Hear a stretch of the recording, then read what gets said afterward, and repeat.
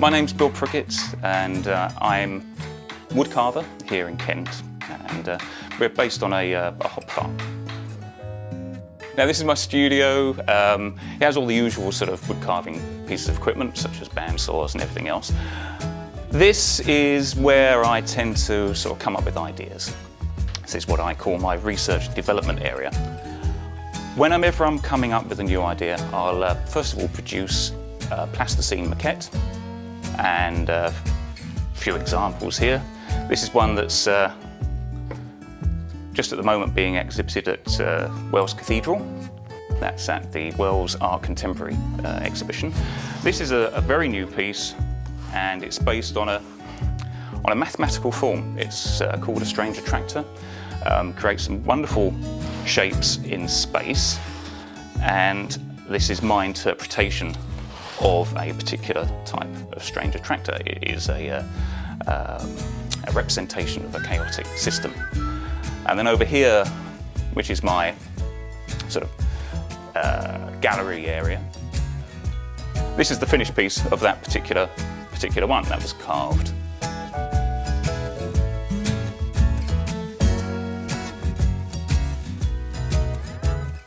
Over in this area, this is where I actually do the work.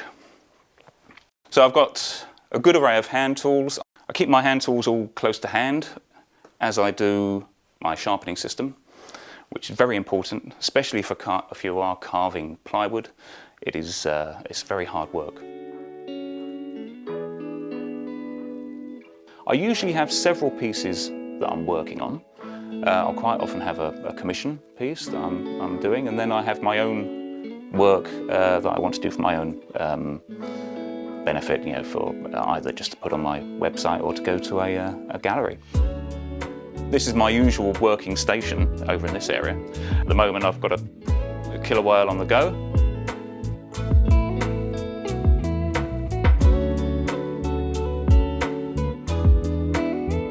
This particular piece is a carving that I did pretty much for myself. Whenever I carve a piece, if I can, I'll carve two at the same time. And that means that if something goes wrong with one, I can then rapidly switch to the other piece and carry on. Now, when I started this one, I also started this one that I'm working on here. Being plywood, it's a very difficult medium to carve. It takes quite a bit of physical force if you're carving it just by hand. So pushing the tool through this kind of wood is really quite difficult. So it does need a particular slicing technique while you're working on it. Alternatively with a mallet, but it's variable. It depends on how much end grain I'm cutting through, whether I actually need to use the mallet or not to carve it.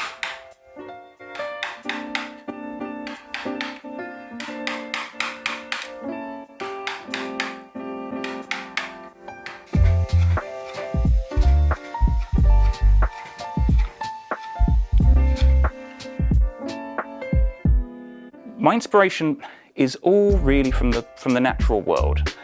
Predominantly wildlife, but not just that. Other aspects of nature interest me as well. Also certain aspects of science.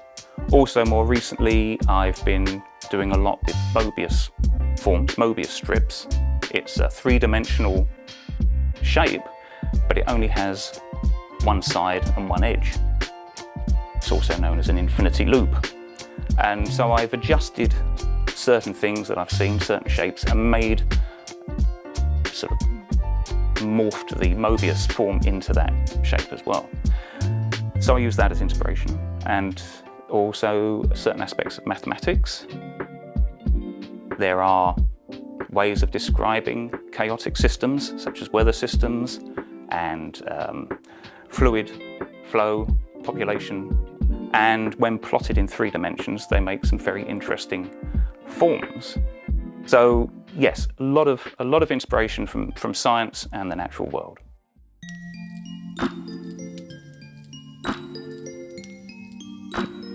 Whenever I can, I'll use English hardwoods, preferably locally sourced. So recently I've been working with some cedar. Some other wood that I'm using at the moment came from Norfolk. Again, trees that have fallen down. But I do also use a lot of plywood in my more abstract pieces, and this comes from sustainable sources. The hardness of woods doesn't really bother me because I work a lot with plywood. You can't get worse than plywood because of the layers, the multiple layers in plywood. No matter which direction you're carving it from, every other laminate you're going through end grain. And as any woodcarver will tell you, carving end grain is much harder than going with the grain. So you're always cutting through end grain when you're carving plywood. So you need very sharp tools all the time. And if you keep your tool sharp, a piece of burr oak is not a problem at all. It's soft compared to birch plywood. This is going to be another killer whale. So similar to the one I've got over there. This is the very first stage of carving, I suppose. I've done the design in plasticine. I've worked out roughly the shape I need for each layer of plywood. I'll glue them together, not all in one go, but a couple of pieces at a time. And then from this, I will carve it as if it's a solid piece. So the one I've got just over there is sort of halfway down the line. That's how the plywood pieces all start off. It's just layered up like that.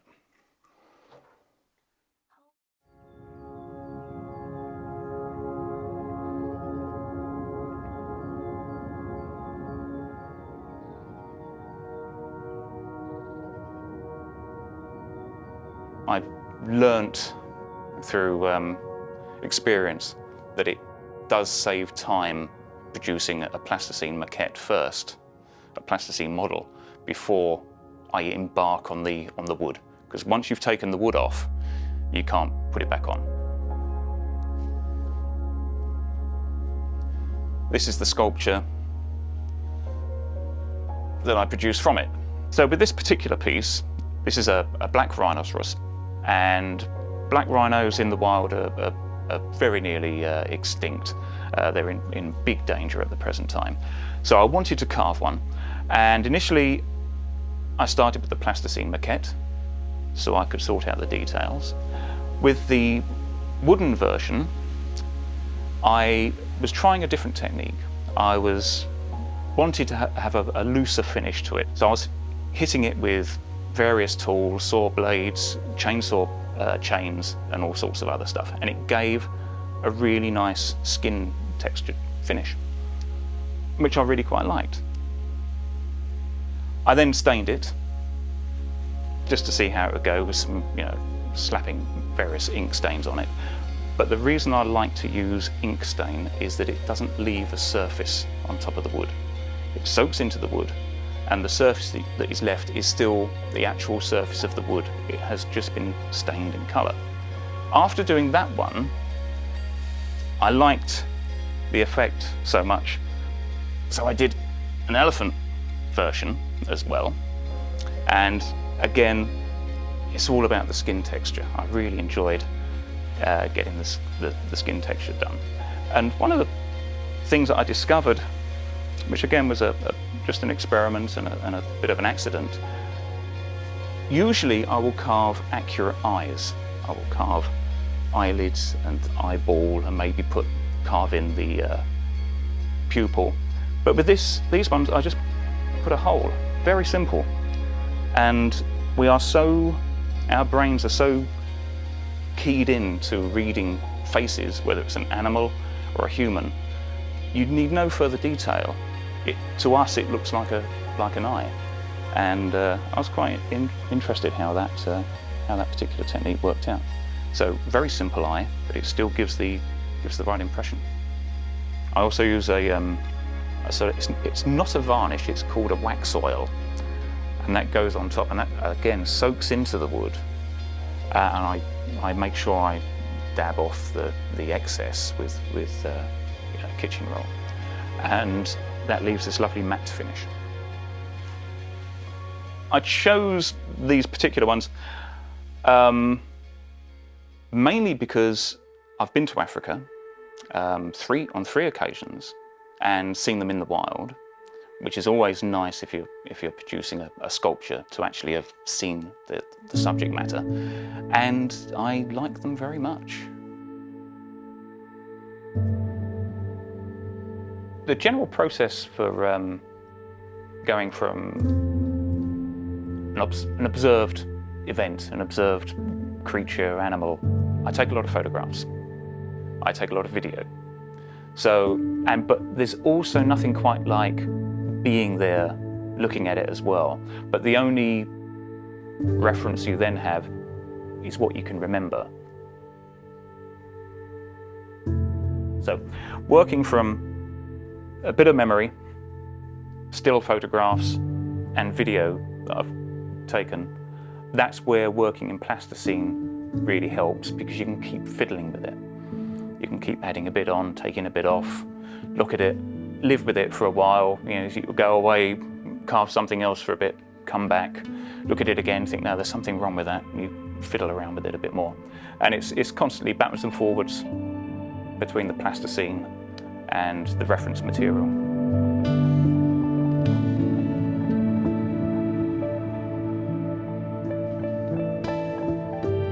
I have come to be known quite well for my plywood carvings. I use birch plywood, and I started doing plywood carvings a long time ago when I first started carving in this country, mainly because I wanted to carve something big. So I thought the only way I can do this is by gluing lots of pieces of wood together.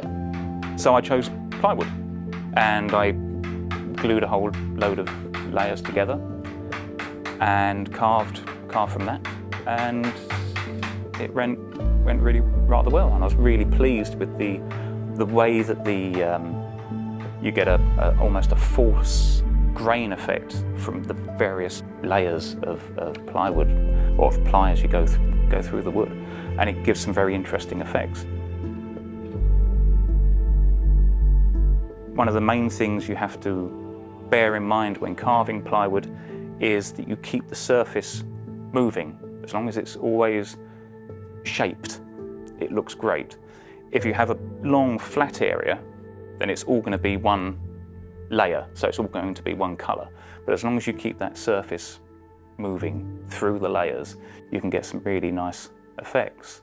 Now, one of the other good things about using plywood is it's very strong in certain directions. So you can produce thinner areas within a plywood carving that you really couldn't do with a single whole piece of wood. Because if it happened to be where the grain was running across the very narrow area, it could form a very weak spot, but plywood's very strong.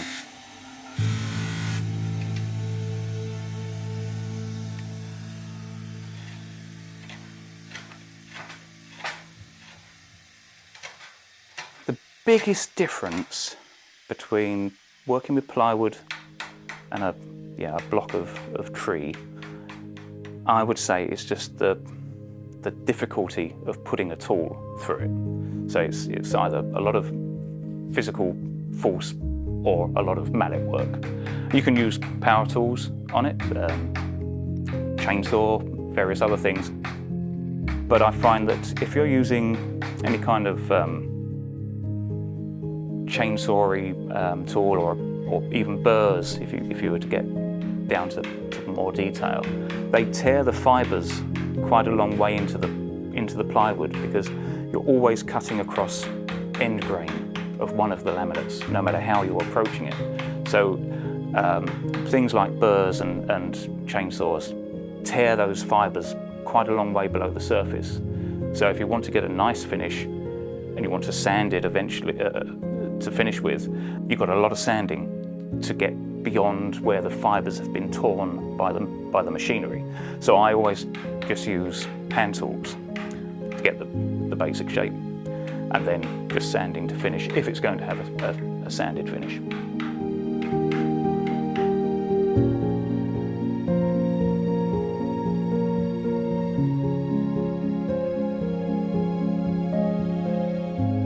I'd always been interested in wood carving. And then I moved down into Kent and rented this studio here, and I've been here for nearly 20 years now. And that's really how I got going on carving.